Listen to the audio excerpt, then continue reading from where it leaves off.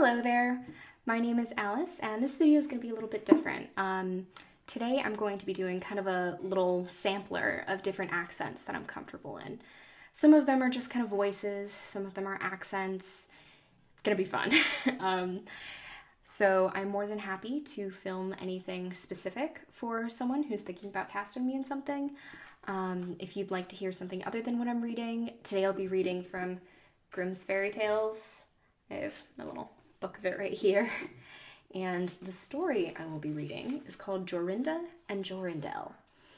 I'm just going to cycle through them at random. This is my normal speaking voice, just so people are aware. This is how I talk normally when I'm not putting on a voice for anything. And so we begin. There was once an old castle that stood in the middle of a large, thick wood. And in the castle lived an old fairy. All the day long she flew about in the form of an owl, or crept about in the country like a cat. But at night she always became an old woman again. When any youth came within 100 paces of her castle, he became quite fixed, and could not move a step till she came and set him free. When any pretty maiden came within that distance, she was changed into a bird, and the fairy put her into a cage and hung her up in a chamber in the castle. There were 700 of these cages hanging in the castle, all with beautiful birds in them. Now there was once a maiden whose name was Jorinda. She was prettier than all the pretty girls that ever were seen. And a shepherd whose name was Jorindel was very fond of her, and they were soon to be married. One day they went to walk in the wood, that they might be alone, and Jorindel said, "We must take care that we don't go too near the castle."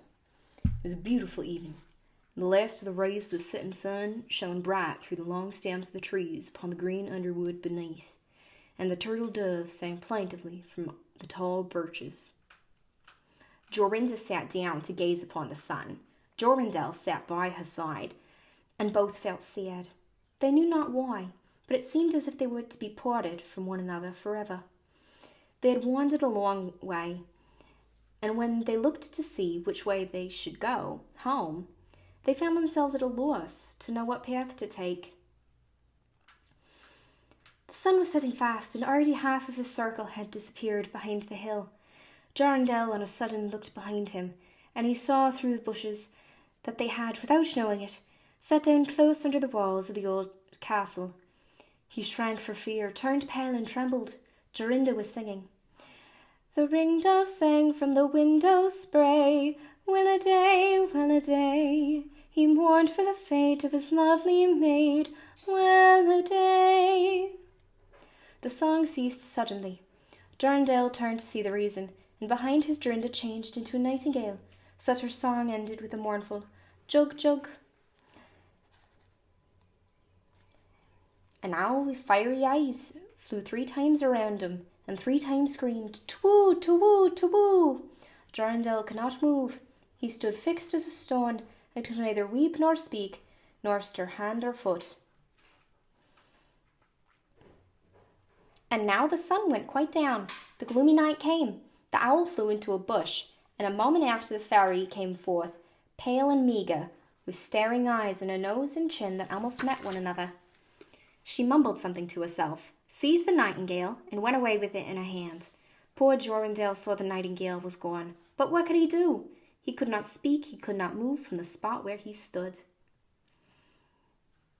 At last the fairy came back, and sang with a hoarse voice, "Till the prisoner's fast, till her doom is cast, there stay, oh stay, when the charms around her and the spell has bound her, hie away, away." On a sudden, Jorindel found himself free. Then he fell on his knees before the fairy and prayed her to give him back his dear Jorinda. But she said he should never see her again, and went her way. He prayed and wept, he sorrowed, but all in vain. "Alas," he said, "what will become of me?" He prayed, he wept, he sorrowed, but in vain. "Alas," he said, "what will become of me?" He could not return to his home, so he went to a strange village and employed himself in keeping sheep. Many a time did he walk around and round, as near to the hated castle as he dared go. At last he dreamt one night that he found a beautiful purple flower. In the middle of it lay a costly pearl, and he dreamed that he plucked the flower and went with it in his hand to the castle, and that everything he touched with it was disenchanted, and there he found his dear Jorinda again. In the morning, when he woke, he began to search over hill and dale for this pretty flower, and 8 long days he sought for it in vain. But on the 9th day, early in the morning, he found a beautiful purple flower, and in the middle of it was a large dewdrop as big as a costly pearl. Then he plucked the flower and set out and travelled day and night till he came again to the castle. He walked nearer than 100 paces to it, and yet he did not become as fixed as before, but found that he could go close up to the door. Jorinda was very glad to see this. He touched the door with a flower, and it sprang open, so that he went through the court and listened when he heard so many birds singing. At last he came to the chamber where the fairy sat, and with 700 birds singing in 700 cages.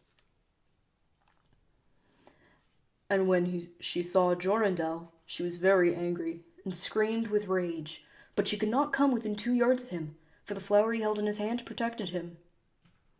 He looked around at the birds, but alas, there were many, many nightingales. How then should he find his Jorinda? While he was thinking what to do, he observed that the fairy had taken down one of the cages and was making her escape through the door. He ran to follow to her, touched the cage with the flower, and his Jorinda stood before him. She threw her arms around his neck and looked as beautiful as ever, as beautiful as when they walked together in the wood.